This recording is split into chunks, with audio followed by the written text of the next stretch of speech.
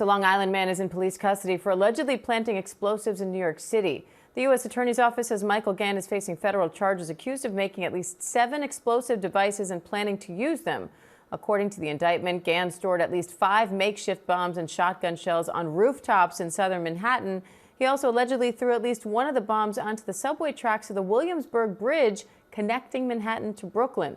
ABC News reporter Ike Ejiochi is here with more on that story. So, Ike, what do we know so far about what happened or what almost happened? Well, Diane, 55-year-old Michael Gann of Inwood, he was indicted yesterday after a law enforcement investigation revealed that he had created bombs, transported them, and placed them all over Manhattan. Now, according to court records, this is an individual with a lengthy rap sheet. Reports indicate he has 30 prior arrests, including 28 convictions, and a criminal complaint actually referenced at least 12 prior felony arrests with 3 felony convictions. Now, back in late May, authorities say Gann purchased chemicals and materials for bomb making online. This is including over 200 cardboard tubes and more than 50 feet of fuse, obviously all ordered to help construction these devices.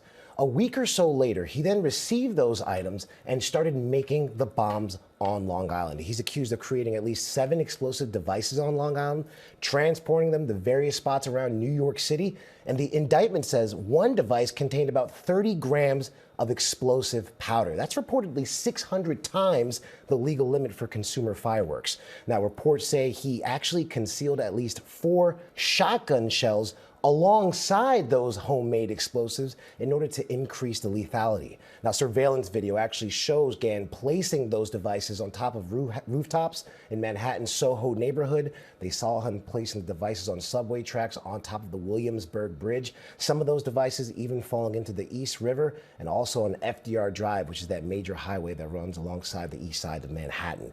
June 5th, he was arrested in Soho with the 7th explosive device on his person. And yesterday, he was indicted by the Southern District of New York and faces charges that could put him behind bars for up to 40 years. And I want to say, but before he was arrested, he had several internet searches that law enforcement found, where searches related to bomb making, firearms, and even how to use 3D printers to build bombs. And he posted a message on Instagram yesterday. I want to read this for you. It is said that before his arrest, this message said, "Who wants me to go out and play like no tomorrow, Diane?"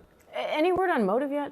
Well, right now there are no motives. Law enforcement say they can't figure out any kind of personal, political, or ideological motives. At the moment, they're still trying to investigate and determine why this individual went out there and placed all these bombs over Manhattan. All right, Ike Ejiochi, thank you.